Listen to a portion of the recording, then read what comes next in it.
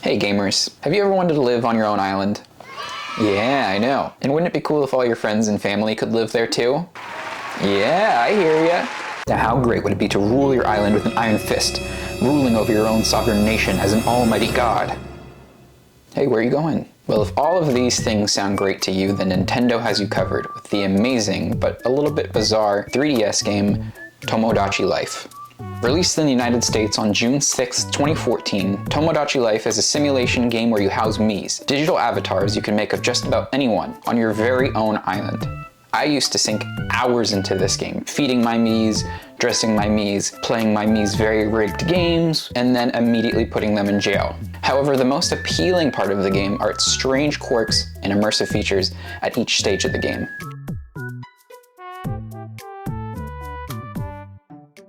The game starts out with a remote island that you will develop into a thriving civilization. I decided to name my island Squonktown. I am then tasked, being the deity of the island, with creating man in my image. I sculpted an exact replica of myself to begin society on Squonktown. Immediately following this, a hotel rises from the earth. This hotel is where all of your Miis take residence, and although I have but one Mii now, this hotel can house up to 100 guests. Creating your island's residence is easily one of the greatest features in all of Tomodachi Life. In addition to Nintendo's standard Mii Maker, Tomodachi Life lets you give your Miis one of 16 personalities, as well as your choice of voice to damage your own ears with. I'm Squonkle.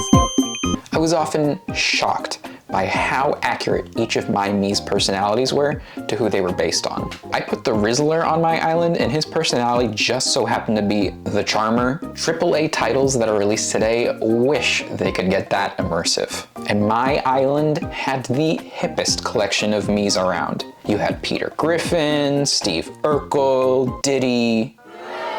No, not that Diddy. Diddy Kong. Now, upon greeting my own Mii, he instantly demonstrates we are the same person by proving we have the same brain. I'm hungry. I then have to go to Squonktown's new food mart, where you can purchase a variety of food that rotates daily. My Mii's first meal on the island is conveniently my real favorite food, a nice juicy steak. Yes, my vessel, consume that scrumptious animal carcass. You will need your strength for when I, your god, shed my mortal form and take residence inside your digital body.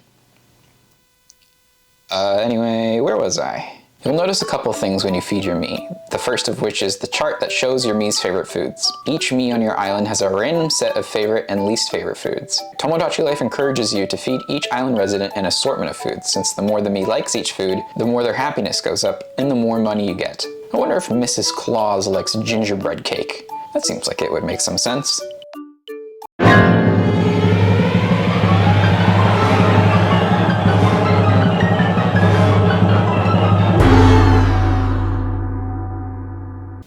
God, I think I killed her. The second thing you notice is, like previously mentioned, each Mii's happiness goes up or down depending on if you choose to make their lives better or worse.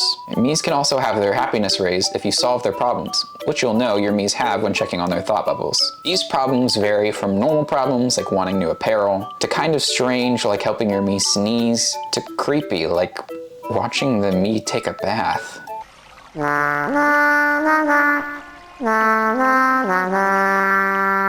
If your Mii's happiness goes up far enough, they'll level up and you'll be able to give them one of four things: a new apartment interior, a catchphrase, a gift that they can use in their day-to-day life, and a song that they can sing. I gave my Mii a rent-a-dog coupon for their first level up, and upon exiting my apartment, my Mii and my brother's Mii had a cute little pooch running around. Speaking of my brother, Harris, I know you're an inch taller than me at most in the real world, but in the game world, you'll always be my little brother. I'm really amazed how Nintendo has created this simulation where each Mii lives their own little life to such an immersive degree. Even when you're not watching them, Miis will travel around your island visiting all the different landmarks. Miis can visit the tower to ride their skateboard or play tennis. They can ride the rides at the amusement park, play in the fountain at the center of town, run at the beach from something. But by far, the most immersive part of Tomodachi Life isn't each individual life, but instead their relationships. My feet smell like tomato soup. Right above where your Mii's gifts are displayed is a section for that Mii's best friend. In a similar vein to how Mii's have problems, an orange smiling face indicates that the Mii has a question about another islander or wants to be their friend. This friendship system is the most complex system in Tomodachi Life, as it impacts who your Mii spends most of their time with, who they fight with, and ultimately who their best friend is. I wanted so badly to be best friends with the Rizzler, so much so that I would tell my Mii and the Mii Rizzler that we were a great match, and I would even call Rizzler back to his apartment if he was hanging out with someone else. But I got Lois Griffin as my best friend.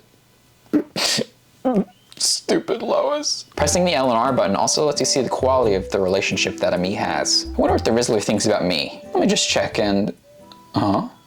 What is this? Not getting along?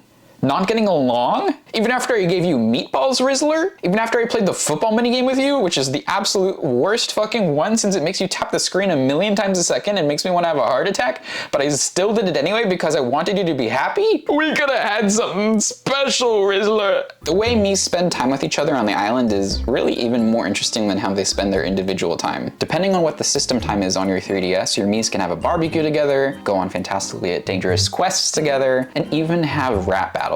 Ooh, and what's going on in the cafe? Guy talk. All right, ladies, please pay attention, because this is what guys think about on a regular basis. You can thank me later. I hear mixing melon and licorice can cure any cold. That's a load of horse potatoes. And for you drama heads right now, you can also force your Miis to reveal their more embarrassing habits and preferences to each other. I was afraid of suspicious horse. Me. I wonder how my Miis feel about... Did I do that? Wait, what's going on in Pikachu's apartment? Is that a heart? Spill the beans, Pikachu. Who's your crush? Tell me, tell me, tell me. I have feelings for Squirrel. I've got to tell him. So one thing I neglected to mention before is that right above the Mii's best friend section is another special relationship section.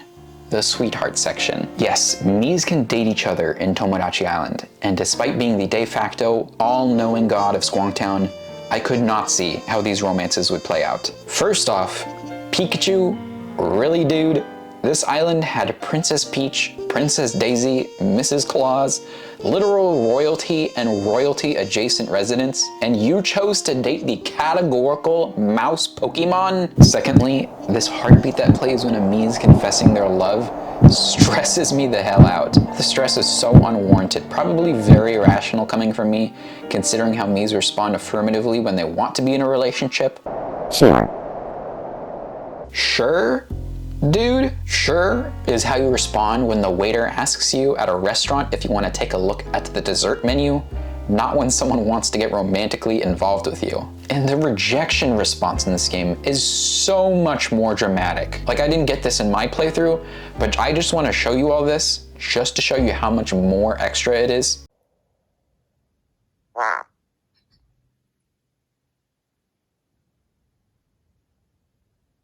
sorry.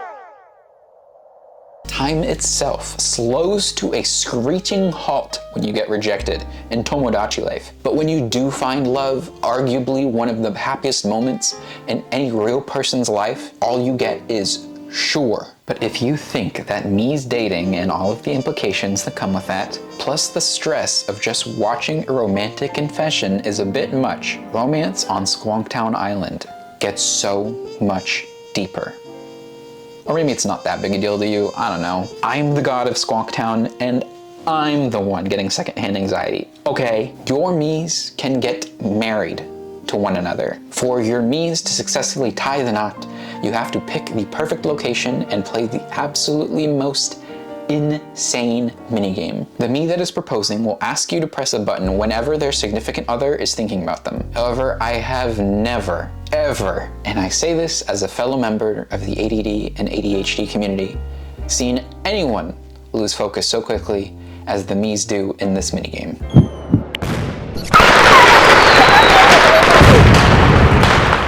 Sorry, what did you say? Supercomputers cannot make reactions this fast. And on top of this, you can't make more than 3 mistakes in this minigame. Otherwise, well, sorry, you're not getting married. And again, the heartbeat, except this time the heartbeat is arguably more stressful because it is literally all your fault if the proposal is screwed up. And I did this game not just once, but twice, both with 1 life left. Darling, will you marry me? Oh my gosh! Yes, of course I will!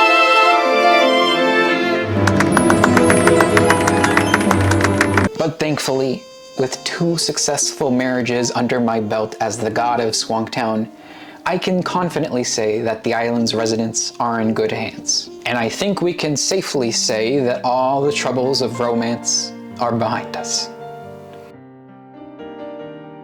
It's a boy! Gamers, thank you so much for watching this video. There's a whole slew of gaming content on the platform, and yet you clicked on this one, so I'm very, very grateful. Let me know what you think about this new format where I just talk about gaming topics and throw a few goofs in here and there. I really want to hear your thoughts and your feedback, and if there's anything else gaming related that you want to hear me talk about, I'd love to hear about that too. Don't forget to like and subscribe, and now I have to go smite this island to the bottom of the ocean because my Miis have learned to procreate, and that's too much for me to live with. See you later, gamers.